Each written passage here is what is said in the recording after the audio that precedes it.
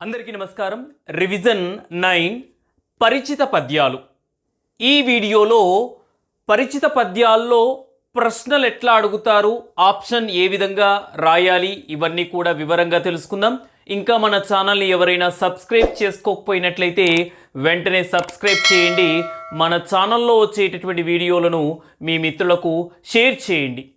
మొదటిది పద్యం చూద్దాం. పద్యం జాగ్రత్తగా విని, ఇవన్నీ కూడా మీ పాఠ్య పుస్తకాల్లో ఉన్నటువంటి పద్యాలే. పరిచిత అంటే మనకు తెలిసినటువంటి అని. ఆ పరిచిత పద్యం లేదా పరిచిత గేయం ఇస్తారు. అందులో ఉన్నటువంటి ప్రశ్నల్ని జాగ్రత్తగా గమనిస్తే సమాధానం తెలుస్తుంది. ఒక్కసారి పద్యాన్ని చూద్దాం. కులమున్ రాజ్యము తేజమున్ నిలుపుము, ఈ కుబ్జుండు విశ్వంబరుండు అలతింబోడు త్రివిక్రమస్ఫురణవాడై నిండు బ్రహ్మాండమున్ కలడే మాన్పనొకండు నా పలుకులాకర్నింపు కర్ణంబులన్ వలది దానము గీనమున్ పనుపుమా వర్ణిన్ వదాన్యోత్తమా. ఒకసారి పద్యభావాన్ని చూస్తే ఈ ప్రశ్నల్ని సులభంగా మనం రాయవచ్చు. దాతల్లో శ్రేష్ఠుడైనటువంటి ఓ బలిచక్రవర్తి, నీ వంశాన్ని, రాజ్యాన్ని, పరాక్రమాన్ని కాపాడుకు. ఈ పొట్టివాడు విశ్వాన్ని మొత్తం భరింపగలిగేటటువంటి వాడు. 3 అడుగుల పేరుతో 3 లోకాల్ని కొలిచి బ్రహ్మాండం మొత్తం కూడా నిండిపోతాడు. అతన్ని ఆపడానికి ఎవరికైనా సాధ్యమవుతుందా? కాబట్టి నా పలుకులు జాగ్రత్తగా విను. ఈ దానము గీనము చెయ్యకూడదు. ఆ బ్రహ్మచారిని ఇక్కడి నుంచి పంపివేయి అని శుక్రాచార్యుడు బలిచక్రవర్తికి చెబుతున్నటువంటి పద్యం. ఒక్కసారి ప్రశ్నలు గమనిద్దాం. పై పద్యం ఏ పాఠ్య భాగంలోనిది? శుక్రాచార్యుడు, బలిచక్రవర్తి, ఈ పేర్లు వినగానే మనకు గుర్తొచ్చేది ఏంటి? మొదటి పాఠం. మొదటి పాఠం పేరు ఏం పేరు? దానశీలం. ఒక్కసారి ఆప్షన్ చూద్దాం. భిక్ష, నగర గీతం, శతక మధురిమ, దానశీలం. ఇది దానశీలం కాబట్టి ఆప్షన్ ఈ సరైనటువంటి సమాధానం. పనుపుమ వర్ణిన్ వదాన్యోత్తమ అని అన్నది ఎవరు? వామనుడు అన్నాడా? శుక్రాచార్యుడు, బలిచక్రవర్తి, వింధ్యావళి. ఈ వింధ్యావళి ఎవరు అంటే బలిచక్రవర్తి భార్య. ఒక్కసారి చూద్దాం ప్రశ్న. పనుపుమా వర్ణిన్ వదాన్యోత్తమ. వదాన్యోత్తమ అంటే దాతల్లో శ్రేష్ఠుడైనటువంటి ఓ బలిచక్రవర్తి. ఆ వర్ణిన్ అంటే బ్రహ్మచారిణి. పనుపుమ అంటే పంపించు. ఈ పద్యాన్ని ఎవరితో చెబుతున్నారని కూడా అడుగుతారు. ఎవరితో చెబుతున్నారు? శుక్రాచార్యుడు బలిచక్రవర్తికి చెబుతున్నాడు.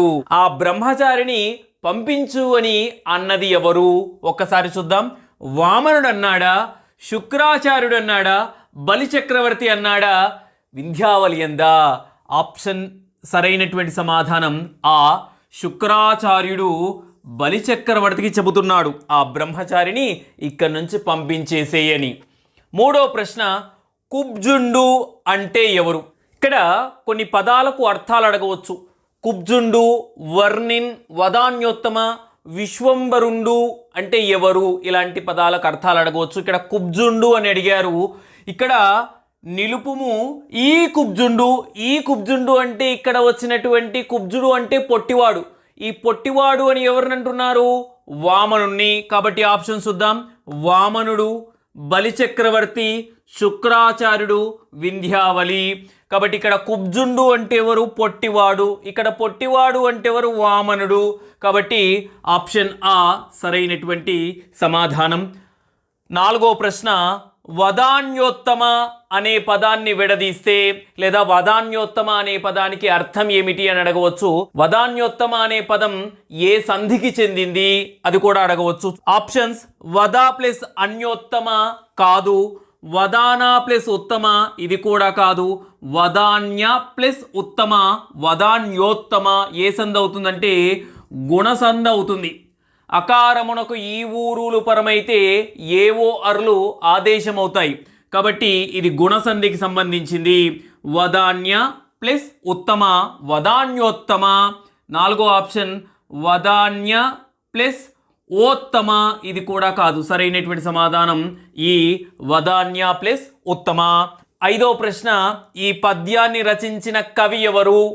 పోతన, శ్రీనాథుడు, నన్నయ ఎవరు కాదు. ఇక్కడ నన్నయ ఎవరు కాదనేటటువంటివి కావు. ఇక్కడ ఉన్నటువంటి పాఠాలు ఏవేవి? దానశీలము, భిక్ష, శతకమధురిమ, నగర గీతం. కాబట్టి మొదటి పాఠం ఏంటి? దానశీలం. దానశీలాన్ని రచించినటువంటి కవి ఎవరు? బమ్మెర పోతన లేదా పోతన. కాబట్టి ఆప్షన్ ఆ సరైనటువంటి సమాధానం. ఆ శ్రీనాథుడు ఏ పాఠాన్ని రాశాడు? భిక్ష పాఠాన్ని రాశాడు. కాబట్టి ఇలాగా కొంచెం క్రాస్ చెక్ చేసుకొని సమాధానాలు పెడితే కరెక్ట్గా అవుతాయి. పరిచిత పద్యంలో భాగంగా 2వ ప్రశ్న, ఇది వచన కవిత, దీన్ని మినీ కవిత కూడా అంటారు. ఒకసారి చూద్దాం. సిటీ అంటే అన్ని బ్యూటీ బిల్డింగులు కావు, అటు భవంతులు ఇటు పూరిళ్ళు, దారిద్ర్యం సౌభాగ్యం సమాంతర రేఖలు. ఇది వెరైటీ సమస్యల మనుషుల సమ్మేళన కోలాహలం. ఎంత చేసినా ఎవరికి తీరిక దక్కదు, కోరిక చిక్కదు. ఒక్కసారి దీని అర్థం తెలుసుకుందాం. సిటీ అంటే అన్ని బ్యూటీ బిల్డింగులు కావు, సిటీ అంటే అన్ని అందమైనటువంటి భవంతులే ఉండవు. అంటే మొత్తం అందమైన భవంతులే ఉంటాయా? కాదు. దాంతోపాటు అటు భవంతులు ఇటు పూరిళ్ళు, ఒకవైపు భవంతులు ఉంటాయి, మరొక పక్క పూరిళ్ళు కూడా ఉంటాయి, అంటే గుడిసెలు కూడా ఉంటాయి. దారిద్ర్యం సౌభాగ్యం సమాంతర రేఖలు. దారిద్ర్యం అంటే పేదరికం, సౌభాగ్యం అంటే ఐశ్వర్యం, సమాంతర రేఖలు. సమాంతర రేఖలు అంటే నిలువు గీతలు. ఈ నిలువు గీతలు ఎప్పటికీ కలుసుకోవు. పేదవాళ్ళు పేదవాళ్ళుగానే ఉంటున్నారు, ధనవంతులు ధనవంతులుగానే ఉంటున్నారు అని చెప్పడం. ఇది వెరైటీ సమస్యల మనుషుల సమ్మేళన కోలాహలం. ఇక్కడ ఒక్కొక్కరు ఒక్కొక్క రకమైనటువంటి సమస్యలతో సందడి చేస్తూ ఉంటారు. ఒక్కొక్కరికి ఒక్కొక్క సమస్య. ఒకరికి ఆరోగ్య సమస్యలు, ఇంకొకరికి డబ్బు సమస్యలు, ఇంకొకరికి వ్యాపార సమస్యలు. ఇలాగా ఒక్కొక్కరికి ఒక్కొక్క రకమైనటువంటి సమస్యలతో సందడి చేస్తూ ఉంటారు. ఎంత చేసినా ఎవరికి తీరిక దక్కదు, కోరిక చిక్కదు. ఎంత పని చేసినా ఎవరికి తీరిక అనేటటువంటిది ఉండదు. వాళ్ళు కోరుకున్నటువంటి కోరికలు అనేటటువంటివి నెరవేరవు. ప్రశ్నలు చూద్దాం. పై కవితా పంక్తులు రాసిన కవి ఎవరు? కప్పగంతుల లక్ష్మణ శాస్త్రి, అలిశెట్టి ప్రభాకర్ గారు, సి నారాయణ రెడ్డి గారు, సామల సదాశివ గారు. ఇది మినీ కవిత, వచన కవిత. ఇది కప్పగంతుల లక్ష్మణ శాస్త్రి గారా? కాదు. ఎందుకంటే ఎవరి భాష వాళ్లకు వినసొంపులో ఒక క్యారెక్టర్ అనమాట. అలిశెట్టి ప్రభాకర్, ఇది కరెక్ట్. అలాగే సి నారాయణ రెడ్డి గారా? కాదు. జీవన భాష్యం పాఠాన్ని రాశారు ఆయన. సామల సదాశివ గారా అంటే కాదు. ఎవరి భాష వాళ్లకు వినసొంపు రాశారు. కాబట్టి సరైనటువంటి సమాధానం ఆ అలిశెట్టి ప్రభాకర్ గారు. 2వ ప్రశ్న, నగరాలలో సమాంతర రేఖలుగా కనిపించేవి ఏమిటి? సమాంతర రేఖలు అంటే నిలువు గీతలు. ఇవి ఎప్పుడు కూడా కలుసుకోవు. ఇక్కడ చూద్దాం. కార్లు, ఆటోలు, భవంతులు, పూరిళ్ళు, గుడిసెలు, బిల్డింగులు, అలాగే దారిద్ర్యం, సౌభాగ్యం. ఇక్కడ చూసుకుంటే అటు భవంతులు ఇటు పూరిళ్ళు, దారిద్ర్యం సౌభాగ్యం సమాంతర రేఖలు. దారిద్ర్యం అంటే పేదరికం, సౌభాగ్యం అంటే ఐశ్వర్యం. ఈ రెండు కూడా సమాంతర రేఖలు అంటే నిలువు గీతలు. ఇవి ఎప్పటికీ కలుసుకోవు. సరైనటువంటి సమాధానం ఈ దారిద్ర్యం సౌభాగ్యం. 3వ ప్రశ్న, సిటీ అంటే ఏమిటి? అన్ని బ్యూటీ బిల్డింగులు, చెట్లు, గుడిసెలు. ఈ ఆ మరియు ఈ. ఇక్కడ చూసుకుంటే బ్యూటీ బిల్డింగ్లా అంటే ఉంటాయి, అంటే ఇది కరెక్ట్ అంటే ఇది కాదు. చెట్లు అంటే ఇది కాదు. గుడిసెలు అంటే గుడిసెలు కూడా ఉంటాయి కానీ ఇది కాదు. ఎందుకంటే ఇంకొక ఆప్షన్ ఇచ్చారు, ఆ మరియు ఆ అని ఇచ్చారు. ఇక్కడ ఏం చెప్పారు? సిటీ అంటే అన్ని బ్యూటీ బిల్డింగ్లు కావు, ఒకవైపు భవంతులు ఉంటాయి, మరొక వైపు పూరిళ్ళు ఉంటాయి. కాబట్టి సరైనటువంటి సమాధానం ఆ మరియు ఆ. కాబట్టి ఆప్షన్ ఈ సరైనటువంటి సమాధానం. ఇలాంటి ప్రశ్నల విషయంలో కొంచెం జాగ్రత్త అవసరం. 4వ ప్రశ్న, కోరిక అనే పదానికి పర్యాయ పదాలు రాయండి, ఈక్వల్ మీనింగ్ వర్డ్స్. ఆ వాంఛ, ఇచ్ఛ, దాహము, దప్పిక, సహనము, ఓర్పు, ధనము, సంపద. సరైనటువంటి సమాధానం ఆ కోరిక మరియు వాంఛ మరియు ఇచ్ఛ. 5వ ప్రశ్న, పై వచన కవిత ఏ పాఠ్యభాగంలోనిది? పాఠం పేరు, కవి పేరు తప్పకుండా గుర్తుపెట్టుకోవాలి. వీలైతే పాఠం పేరు, కవి పేరు, అట్లాగే ప్రక్రియ రాసి పెట్టుకోండి, సులభంగా గుర్తుంటాయి. అలాగే పై వచన కవిత ఏ పాఠంలోనిది? పల్లె గీతం, నగర గీతం, భిక్ష, దానశీలము. ఇక్కడ పల్లె గీతం, నగర గీతం అని ఇచ్చారు. మనకున్నటువంటి పాఠం ఏ పాఠం ఉంది? నగర గీతం. కాబట్టి ఆప్షన్ ఆ నగర గీతం సరైనటువంటి సమాధానం. 3వ పరిచిత పద్యాన్ని గమనిద్దాం. పొత్తంబై కడు నేర్పుతో హితమునుద్బోధించు మిత్రుండు, సంవిత్తంబై యొక్క కార్య సాధనమునన్ వెల్గొందు మిత్రుడు, స్వాయత్తంబైన కృపాణమై అరులనాహరించు మిత్రుండు, ప్రోచ్చిత్తంబై సుఖమిచ్చు మిత్రుడు దగన్ శ్రీలొంక రామేశ్వర. అర్థం చూద్దాం. శ్రీలొంక రామేశ్వర, లొంక క్షేత్రంలో వెలిసినటువంటి ఓ ఈశ్వర, స్నేహితుడు అనేటటువంటి వాడు పుస్తకంలాగా మంచిని ఉద్బోధిస్తాడు, తెలుపుతాడు. స్నేహితుడు అనేటటువంటి వాడు విలువైనటువంటి ధనంలాగా ఒక పనిని సాధించడంలో ప్రకాశిస్తాడు. స్నేహితుడు తనకు స్వాధీనమైనటువంటి కృపాణమై అంటే కత్తిలాగా, అరులను అంటే శత్రులను, ఆహరించును అంటే తొలగిస్తాడు లేదా సంహరిస్తాడు. ప్రోచ్చిత్తంబై నిండు మనసు కలిగిన వాడై లేదా మంచి మనసు కలిగిన వాడై, సుఖమిచ్చు అంటే సుఖాన్ని కలిగిస్తాడు. ఒక్కసారి ప్రశ్నల్ని చూద్దాం. పై పద్యం ఎవరి గొప్పతనాన్ని గురించి చెబుతుంది? పుస్తకం గొప్పతనమా, మిత్రుడి గొప్పతనమా, విత్తనం గొప్పతనమా, కార్య సాధన యొక్క గొప్పతనమా? కార్యము అంటే పని, పనిని నెరవేర్చడము అని. ఇక్కడ చూసుకుంటే ఈ పద్యంలో మొత్తం కూడా స్నేహితుడి యొక్క గొప్పతనాన్ని గురించి తెలుపుతుంది. కాబట్టి ఆప్షన్ ఆ సరైనటువంటి సమాధానం. కృపాణము అనే పదానికి అర్థం ఏమిటి? సుత్తి, కత్తి, ఒత్తి, కొవ్వొత్తి. సరైనటువంటి సమాధానం కృపాణము అంటే కత్తి, ఖడ్గం, అసి. కాబట్టి ఆ కత్తి సరైనటువంటి సమాధానం. పై పద్యం ఏ శతకంలోనిది? కొన్ని ప్రశ్నలు కన్ఫ్యూజ్గా అడిగేటటువంటి అవకాశం ఉంది. కాబట్టి ప్రతి ఆప్షన్ని జాగ్రత్తగా గమనించాలి. ఒకసారి చూద్దాం. రామేశ్వర శతకం, సర్వేశ్వర శతకం, శ్రీలొంక రామేశ్వర శతకం, శ్రీకాళహస్తీశ్వర శతకం. ఇక్కడ రామేశ్వర శతకం, శ్రీలొంక రామేశ్వర శతకం. మామూలుగా ఇలా చూడగానే రామేశ్వర శతకం అని పెట్టేస్తారు, కానీ సరైనటువంటి సమాధానం ఏంటి? శ్రీలొంక రామేశ్వర శతకం. ఈ ఆప్షన్ లేకుండా ఏదో దాశరథి శతకం అడిగారనుకోండి, అప్పుడు రామేశ్వర శతకం పెట్టాలి. ఇక్కడ మొత్తం క్లియర్గా శ్రీలొంక రామేశ్వర శతకం ఇచ్చారు. కాబట్టి ఆప్షన్ ఈ శ్రీలొంక రామేశ్వర శతకం అని రాయాలి. 4వ ప్రశ్న, మిత్రుడు పదమునకు వ్యతిరేక పదం. కొంచెం జాగ్రత్త గుర్తుపెట్టుకోండి. వ్యతిరేక పదం స్నేహితుడు, శత్రువు, పుత్రుడు, సఖుడు. ఇక్కడ స్నేహితుడు, సఖుడు, మిత్రుడు ఇవన్నీ కూడా పర్యాయ పదాలు అవుతాయి. ఇక్కడ అడిగినటువంటి ఏంటి క్వశ్చన్లో వ్యతిరేక పదం అన్నారు. కాబట్టి మిత్రుడు అనేటటువంటి పదానికి వ్యతిరేక పదం శత్రువు.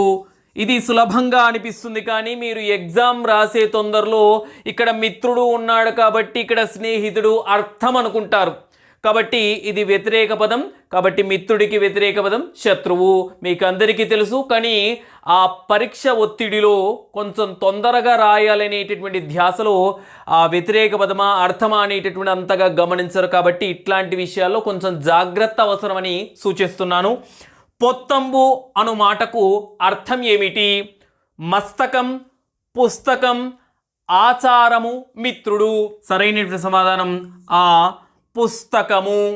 ఇక్కడ పుస్తకంలో ఉన్నటువంటి విషయాన్ని మొత్తం కూడా మస్తకం మన బ్రెయిన్లో పెట్టుకోవాలన్నమాట.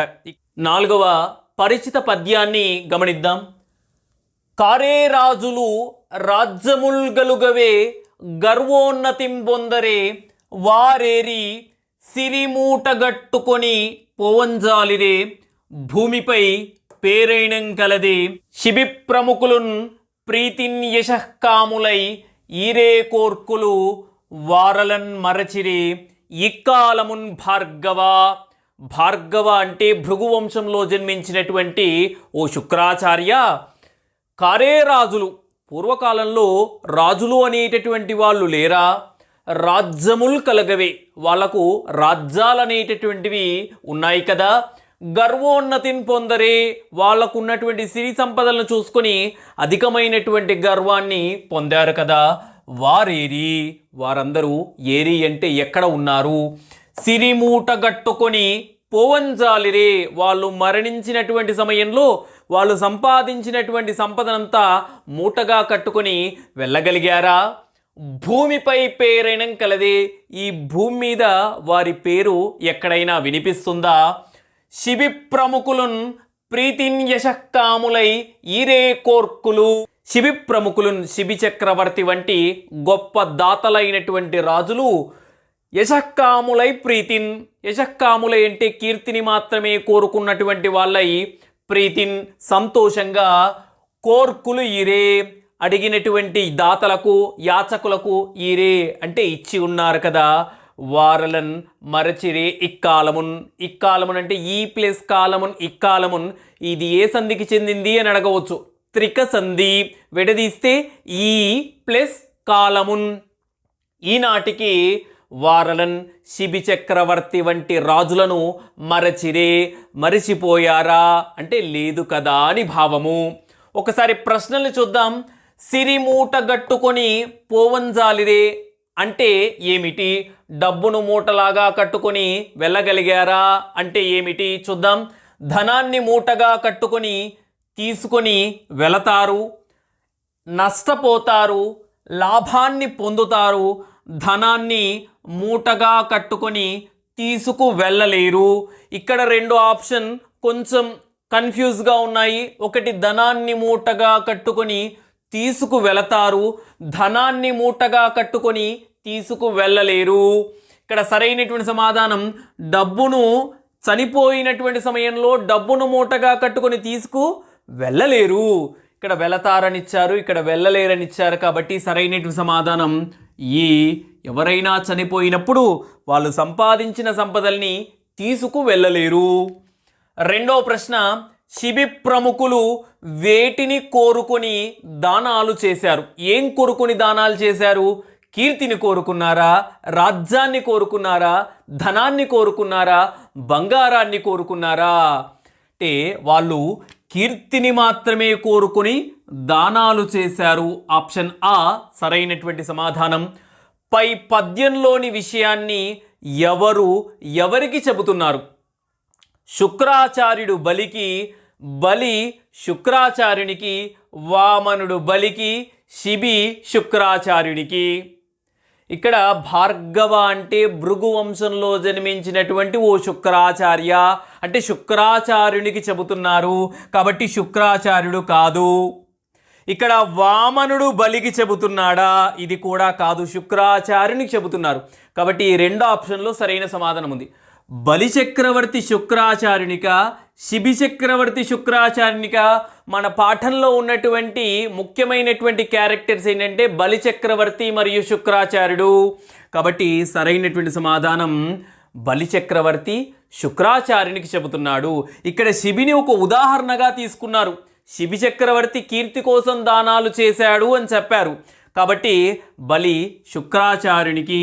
ఆప్షన్ ఆ సరైనటువంటి సమాధానం. భార్గవ అంటే ఎవరు చూద్దాం. శిబి చక్రవర్తి, బలి చక్రవర్తి, వామనుడు, శుక్రాచార్యుడు.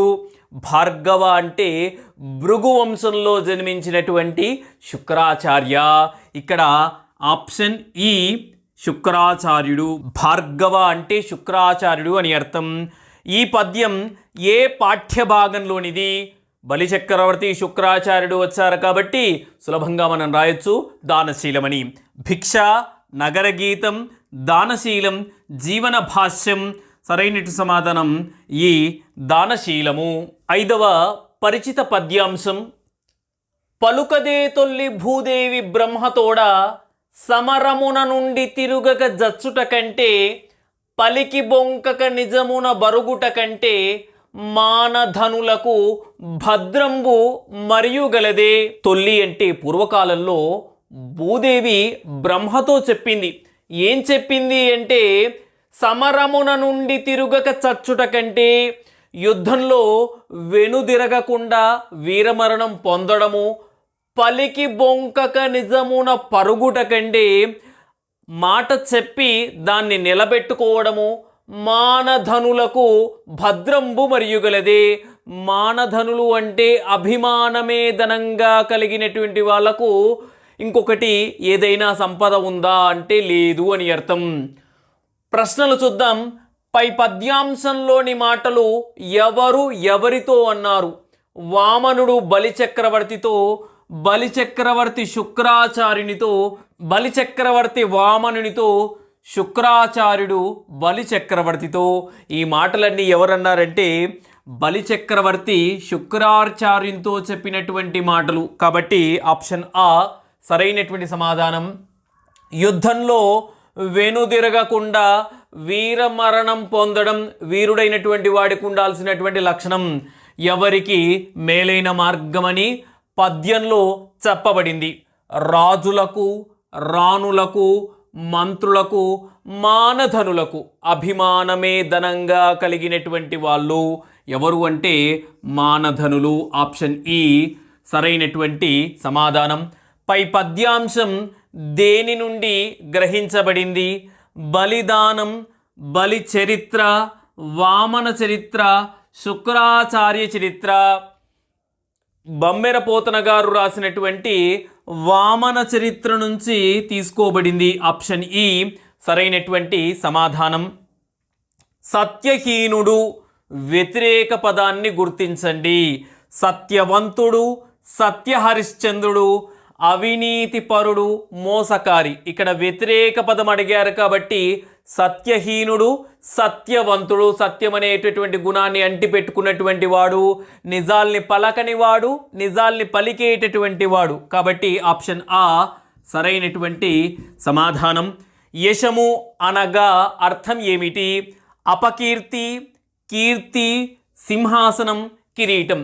యశస్సు అంటే కీర్తి అని అర్థం. కాబట్టి ఆప్షన్ ఆ కీర్తి సరైనటువంటి సమాధానం. 6వ పరిచిత కవిత చూద్దాం. నగరంలో అన్ని పక్కలా సారించాలి మన చూపులు, మహానగరాల రోడ్లకి మరణం 4 వైపులు, నగరం మహావృక్షం మీద ఎవరికి వారే ఏకాకి, నగరం అర్థం కాని రసాయనశాల, నగరం చిక్కువీడని పద్మవ్యూహం. ఒక్కసారి అర్థం తెలుసుకుందాం. నగరంలో అన్ని పక్కలా సారించాలి మన చూపులు.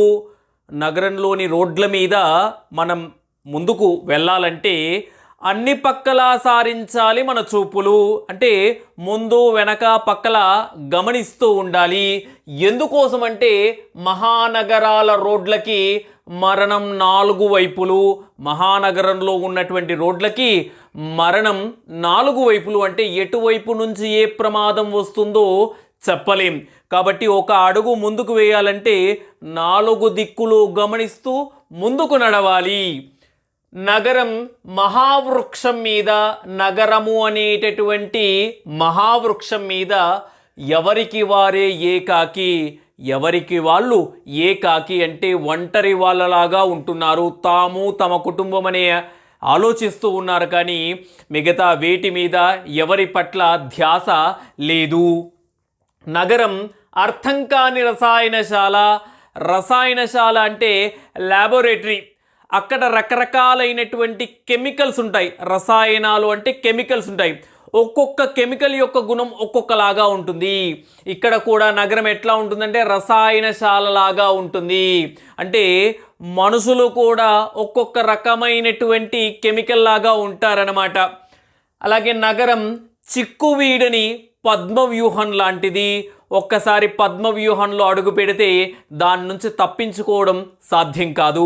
నగరంలో అడుగు పెడితే కూడా ఇక్కడ ఉన్నటువంటి అట్రాక్షన్కి పై మెరుగులకి మనం ఇందులోనే ఉండిపోతాము. ఈ పద్మవ్యూహం నుంచి తప్పించుకోవడం సాధ్యం కాదు. ప్రశ్నల్ని చూద్దాం.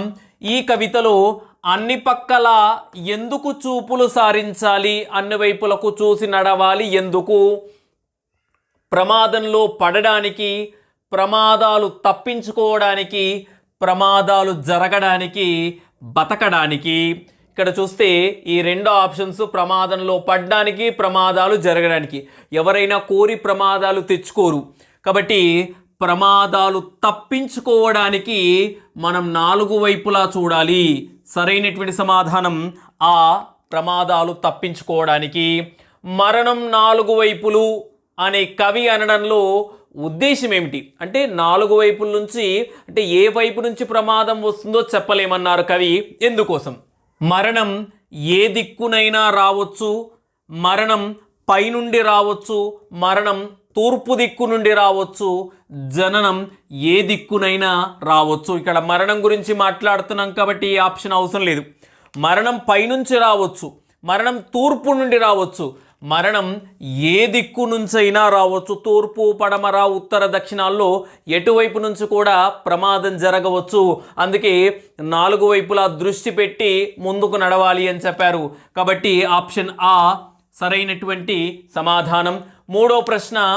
ఈ కవితలో కవి నగరాన్ని దేనితో పోల్చాడు? పద్మవ్యూహంతో పోల్చాడా, రసాయనశాలతో పోల్చాడా, మహావృక్షంతో పోల్చాడా, ఇవన్నింటితో పోల్చాడా? సరైనటువంటి సమాధానం పైవన్నీ. ఇక్కడ చెప్పాడు నగర మహావృక్షం మీద, నగరము అనేటటువంటి మహావృక్షం అని చెప్పాడు. నగరం అర్థం కాని రసాయనశాల, నగరాన్ని రసాయనశాల అని కూడా అన్నాడు.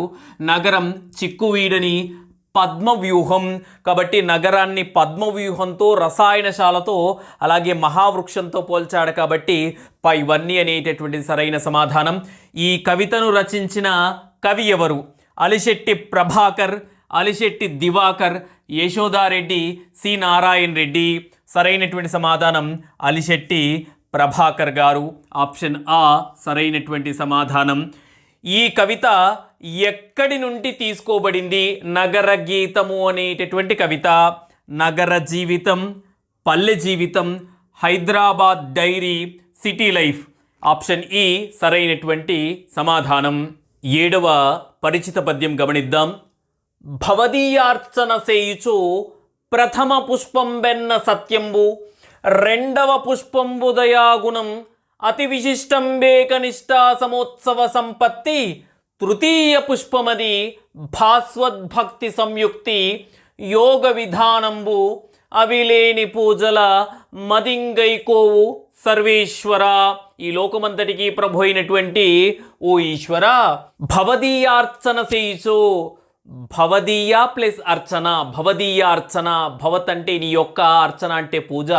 సేయుచు అంటే చేసేటప్పుడు, ఓ స్వామి నీ యొక్క పూజ చేసేటప్పుడు ఎన్నన్ లెక్కించగా ప్రథమ పుష్పంబు మొదటిదైన పువ్వు ఏంటంటే సత్యంబు, అంటే సత్యము అనేటటువంటి గుణాన్ని, సత్యాన్ని మాట్లాడము. రెండవ పుష్పంబు దయాగుణము, రెండవదైన పువ్వు ఏంటంటే దయ అనేటటువంటి గుణాన్ని కలిగి ఉండడం. అతి విశిష్టంబు మిక్కిలి శ్రేష్టమైనటువంటి ఏకనిష్ట, ఏకాగ్రతతో కూడినటువంటి. సమోత్సవ సంపత్తి, ఆనందాధిక్యము అనేటటువంటిది తృతీయ పుష్పము, మూడవదైన పువ్వు. భాస్వద్భక్తి సంయుక్తి, భాస్వత్ అంటే మిక్కి ప్రకాశించేటటువంటి భక్తి సంయుక్తి, భక్తితో కూడుకున్నటువంటిది. యోగ విధానంబు అష్టాంగ యోగ విధి, యమము, నియమము, ఆసనము, ప్రాణాయామం, ప్రత్యాహారం, ధారణ, సమాధి, ఇవన్నీ కూడా అష్టాంగ యోగ విధికి సంబంధించినటువంటివి. అవిలేని పూజల సత్యము దయ ఏకాగ్రత అష్టాంగ యోగ విధి లేనటువంటి పూజలను మదిన్ అంటే మనసులో, కైకోవు అంటే తీసుకోవు. ఓ సర్వేశ్వర, నీ యొక్క పూజ చేసేటప్పుడు మొదటి పుష్పం సత్యము, రెండవ పుష్పము దయాగుణము, మూడవ పుష్పము ఏకాగ్రతతో కూడినటువంటి ఆనందాధిక్యము. అది అష్టాంగ యోగ విధికి సంబంధించినటువంటిది. ఈ సత్యము, దయ, ఏకాగ్రత, అష్టాంగ యోగ విధి లేనటువంటి పూజల్ని నీవు స్వీకరించవు కదా అని చెబుతున్నటువంటి పద్యము. భగవంతుని అర్చనలో రెండవ పుష్పం ఏది? యోగ విధానం, సత్యము, దయాగుణము, నిష్ఠ. ఇక్కడే చెప్పుకున్నాం రెండవ పుష్పంబు దయాగుణము. కాబట్టి రెండవ పువ్వు ఏంటి? దయా అనేటటువంటి గుణము. పై పద్యం ఏ శతకంలోనిది? దాశరథి శతకం, లొంక రామేశ్వర శతకం, సర్వేశ్వర శతకం, శ్రీకాళహస్తీశ్వర శతకం. కొన్ని శతకాలకు మకుటంలోనే సమాధానం తెలుస్తుంది. ఇక్కడ చూడండి, సర్వేశ్వర. ఈ పద్యం ఏ శతకంలోనిది అంటే సర్వేశ్వర శతకంలోనిది. ప్రథమ పుష్పం ఏమిటి? సత్యము, యోగ విధానం, నిష్ఠ, దయాగుణం. ఇక్కడ చెప్పారు ప్రథమ పుష్పంబు సత్యంబు. కాబట్టి సత్యము అనేటటువంటిది మొదటి పువ్వు. ఈ పద్యంలో చెప్పబడిన పుష్పాలన్నీ ఎక్కడ ఉండాలి? నిష్ఠలో, నదిలో, సర్వేశ్వరునిలో, భక్తుని మదిలో అంటే భక్తుని మనసులో. సరైనటువంటి సమాధానం భక్తుని మనసులో. ఐదవ ప్రశ్న, తృతీయ పుష్పం ఏమిటి? నిష్ఠ, దయాగుణము, సత్యము, యోగ విధానము. మూడవ పుష్పము నిష్ఠ, ఏకాగ్రతతో కూడినటువంటి నిష్ఠ అనేటటువంటిది మూడవ పుష్పం.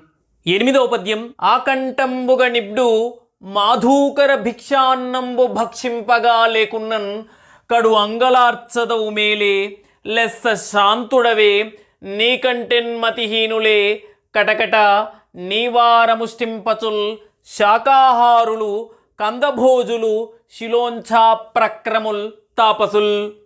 నిబ్డు అంటే ఈ సమయంలో మాధూకర భిక్షాన్నంబు భక్షింపగా లేకున్నన్, మాధూకర రూపమైనటువంటి భిక్షాన్నంబు ఆహారము భక్షింపగా లేకున్నన్ తినడానికి లేకపోయేసరికి కడు అంగలార్చదవు. కడు అంటే మిక్కిలిగా, అంగలార్చెదవు అంటే గంతులు వేస్తున్నావు.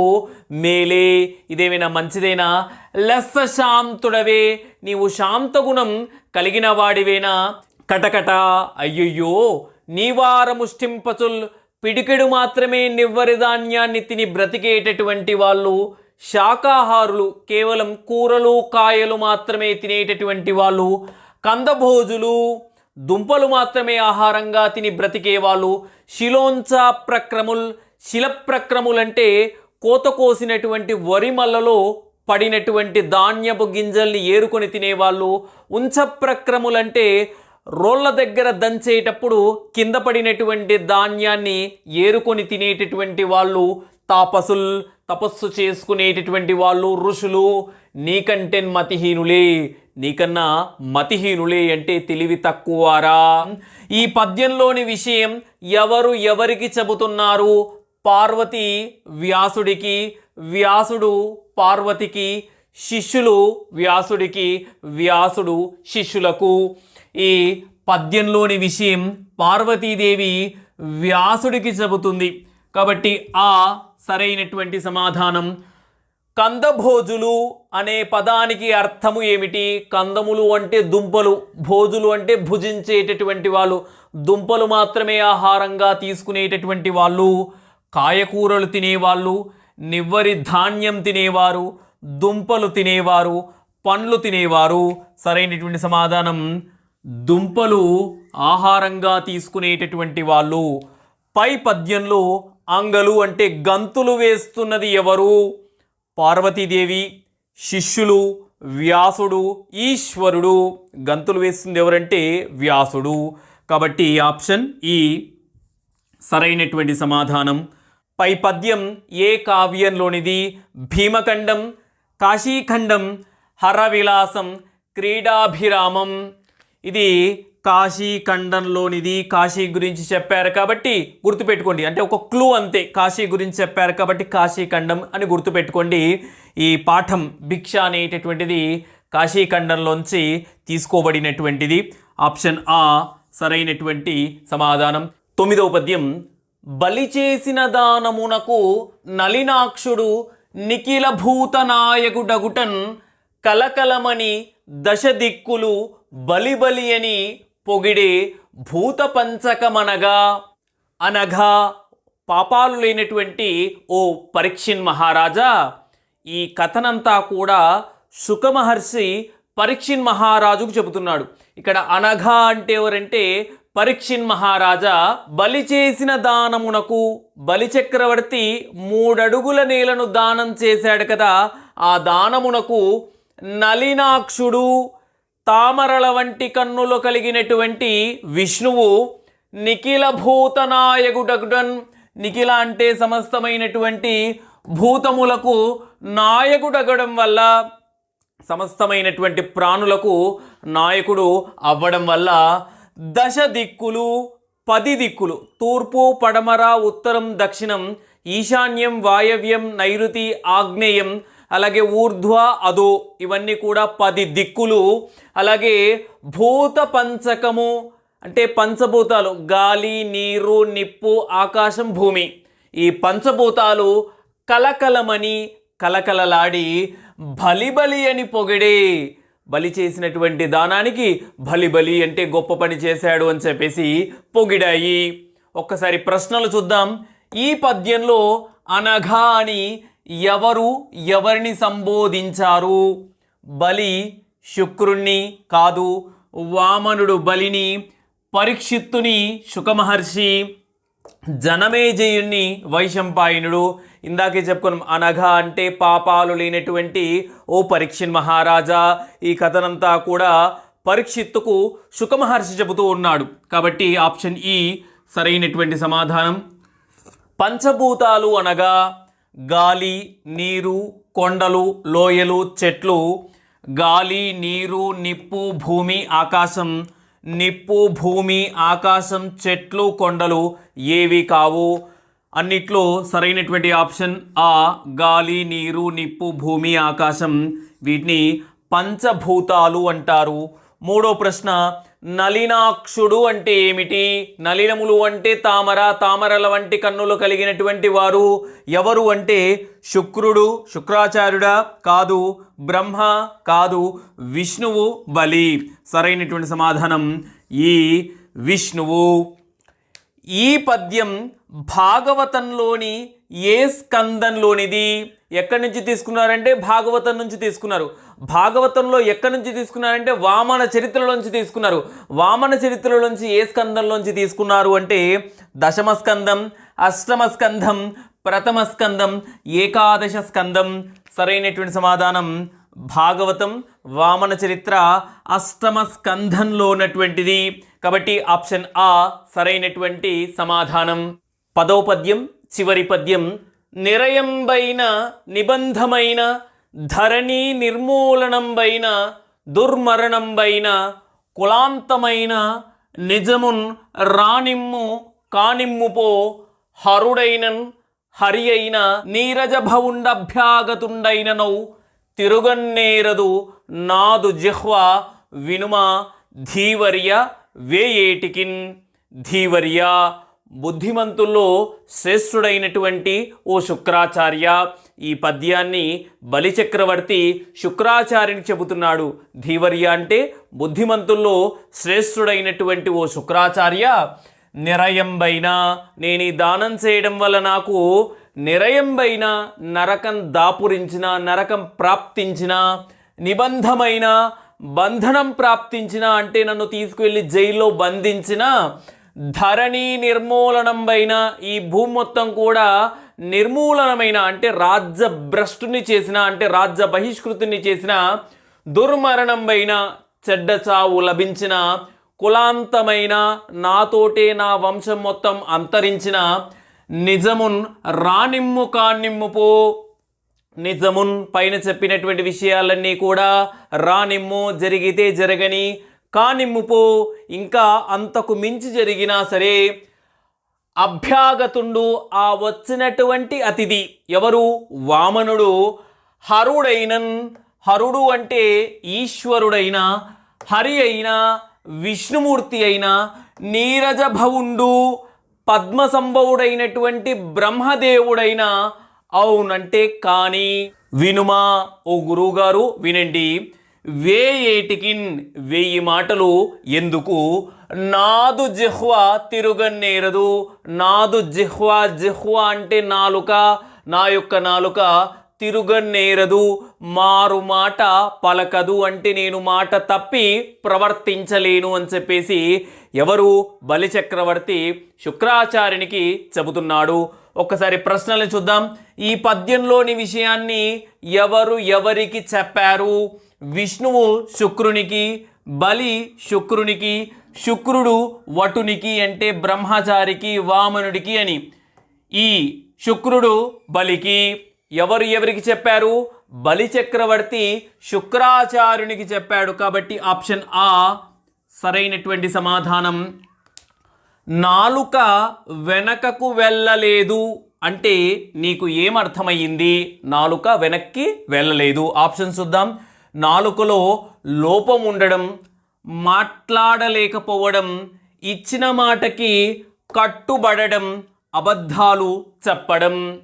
ఇక్కడ నాలుకలో లోపం కాదు, మాట్లాడలేకపోవడం కాదు, అబద్ధాలు చెప్పలేకపోవడం కాదు, ఇచ్చిన మాటకి కట్టుబడి ఉండడం అంటే ఇచ్చినటువంటి మాటను నిలబెట్టుకోవడం అని. ఆప్షన్ ఈ సరైనటువంటి సమాధానం. ఈ పద్యంలో నీరజభవుండు ఎవరు? పద్మం నుంచి పుట్టినటువంటి వాళ్ళు ఎవరు? బలిచక్రవర్తి, బ్రహ్మదేవుడు, విష్ణువు, శివుడు. నీరజభవుండు అంటే పద్మ సంభవుడు, ఎవరు అంటే బ్రహ్మదేవుడు. ఆ సరైనటువంటి సమాధానం. ఈ పద్యాన్ని రచించిన కవి ఎవరు? చేతన, పోతన, కేతన, పూతన. సరైనటువంటి సమాధానం బమ్మెర పోతన. ఇక్కడ ఆప్షన్లో ఆ పోతన ఉంది కాబట్టి సరైనటువంటి సమాధానం పోతన. ఇవి పరిచిత పద్యాలు. అందరికీ ధన్యవాదాలు.